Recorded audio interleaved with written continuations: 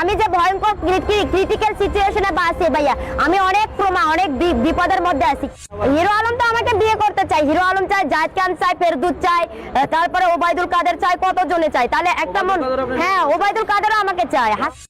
Hero আলমের সাথে যে অনেকে বলতেছে নাকি আপনার সাথে সম্পর্ক আছে, এই বিষয়ে আপনি কি বলতে চান? না ভাইয়া, হিরো আলমকে কোনোভাবে নট অ্যাকসেপ্টেবল। হিরো আলম কোনোভাবে আমার যোগ্যই না। আচ্ছা, এখন আমরা যেখানে আমাকে জিৎ কমেন্টস করেছে, জিৎ আমাকে অফার দিয়েছে।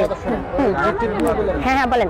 আমি যেটা বলি সেটা না। হ্যাঁ বলেন। আমরা একটা সাক্ষাৎকারে দেখেছি অন্য এক জায়গায়, হ্যাঁ যে সেখানে আমরা শুনতে পাচ্ছি যে হ্যাঁ। হিরো আলমের সাথে নাকি আপনার বিয়ে হয়েছিল এবং সেখান থেকে হিরো আলমের সাথে আপনার বিচ্ছেদ হওয়ার পরে আপনি মানসিকভাবে কষ্ট পেয়ে।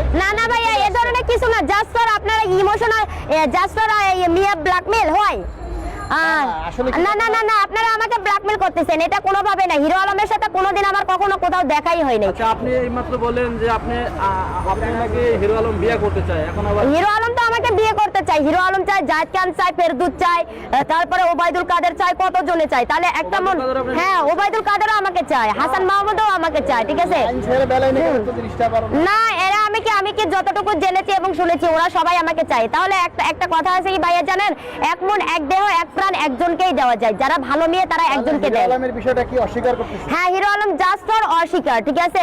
আমি কোনোভাবে ওর সাথে দেখাই হয় নাই, আর ও আমার জন্য কোনোভাবে যোগ্যই না। সে আমার জন্য কি আনকোয়ালিফাই, ঠিক আছে। সে আমার জন্য ডিসকোয়ালিফাই, সে আমার জন্য কোনো যোগ্যই না। এত মানুষ পছন্দ করে, তাহলে আপনি কেন ব্রিজের নিচে থাকেন? আমার তো ব্রিজের নিচে ভাইয়া, ওই যে আমার $10 মিলিয়ন, সেটাই হচ্ছে আমার মূল লক্ষ্য, ঠিক আছে। আমার $10 মিলিয়ন আমি এখান থেকে উদ্ধার করব, রক্ষা করব, তারপরে আমি যাব, ঠিক আছে। সিআইডি অনুসরণীকে আমি আমার পাশে চাই বিগ ব্রাদার হিসেবে, সাকিব আলকে পাশে চাই বিগ ব্রাদার হিসেবে, আর্জেন্টিনা মেসিকে পাশে চাই, ঠিক আছে। বাংলাদেশে এবং সারা বিশ্বে আন্ডারওয়ার্ল্ডে যত বড় বড় বিজনেসম্যান আছে, যত বড় বড় ডান্সার সিঙ্গার, যত বড় বড় শিল্পপতি আছে, সবাইকে আমি আমার পাশে চাই। এই $10 মিলিয়ন আমি কোনোভাবেই ছাড়বো না। একটি পয়সা না, একটি কানা করি না, একটি ইঞ্চি না, এক আনাও ছাড়বো না, ঠিক আছে। খেলোয়াড় যে সাকিব আল হাসান, হ্যাঁ। কি চাচ্ছে? ক্রিকেট খেলা সাকিব আল হাসান তো 1200 কোটি টাকার মালিক ভাইয়া, আর আমি তো মনে করেন 12,000 কোটি টাকার মালিক। তার মানে সাকিব আল হাসান হইছে শর মালিক, আর আমি হইছে হাজার। তার মানে আমার যে $1 মিলিয়ন, আমার $1 মিলিয়ন দিয়ে বাংলাদেশে 10 থেকে 12টা পদ্মা সেতু হবে। তার মানে আমি 10-12টা পদ্মা সেতুর মালিক, ঠিক আছে। তো কোনোভাবেই সাকিব আল হাসানও আমার পিছনে, সাকিব আল হাসানও আগে না। আর এখন উচিত না যে হিরো আলমের নির্বাচন চলছে, ওর পাশে দাঁড়ানো? না, হিরো আলমের নির্বাচন চলতেছে, ওর পাশে আমি দাঁড়াবো। আমি যে ভয়ঙ্কর ক্রিটিক্যাল সিচুয়েশনে আছি ভাইয়া, আমি অনেক বিপদের মধ্যে আছি। ক্রোমা মানে বিপদ, ঠিক আছে। আমি অনেক ভয়ঙ্কর, ঠিক আছে, পিয়ারেবল ক্রোমার মধ্যে আমি আছি। আমি জানি না কিভাবে এই পিয়ারেবল ক্রোমার থেকে নিজেকে উদ্ধার করব বা বের করব। আর আমি তো প্রতিটা সেকেন্ডে বিপদের সম্মুখীন, সমস্যার সম্মুখীন, শত্রু দুশ্মনের সম্মুখীন। মনে করেন না, কোথাও কারো ওয়াশরুমে যাচ্ছি, টয়লেটে জল দিয়ে গোসল করে আসতেছি, অথবা কোনো খাবারে যাচ্ছি, আমার কাছে মানি নাই। আমি তো মানির দিক থেকে দুর্বল। দিস ইজ নট মানি नहीं करता है। हाँ, आई एम উইকেবল মানি। তো ফার্স্ট অনলি আমার যেটা লাগবে সেটা হচ্ছে আমার $10 মিলিয়ন চাই, 1 নাম্বার ইস্যু পয়েন্ট। দ্বিতীয় পয়েন্ট আমার আইফোন চাই। তৃতীয় পয়েন্ট আমার ল্যাপটপ লাগবে। চতুর্থ পয়েন্ট আমার লাগেজ লাগবে। পঞ্চম, এগুলা জো বাইডেন আর নরেন্দ্র মোদি দিবে, ঠিক আছে।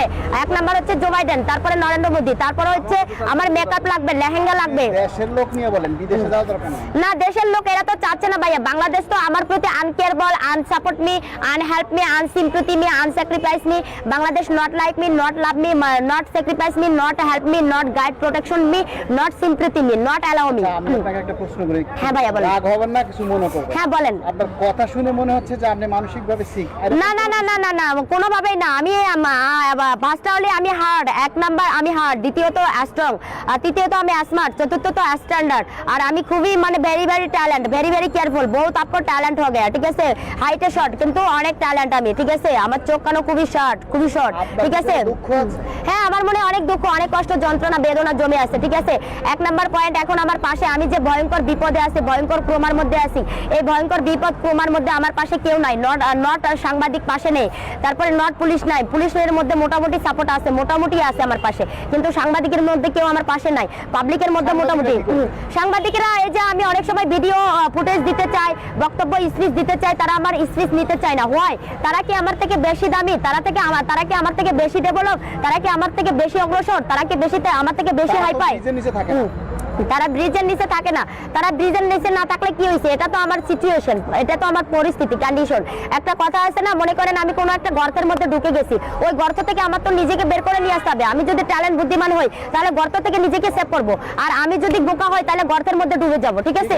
ধন্যবাদ। দয়া করে ভিডিওটি শেয়ার করুন, মেয়েটিকে তার পরিবারের কাছে পৌঁছে দিতে। তো ভালো থাকবেন, সুস্থ থাকবেন, দেখা হবে নতুন কোনো ভিডিওতে। সে পর্যন্ত আমাদের পেজটি ফলো করুন। ধন্যবাদ সবাই।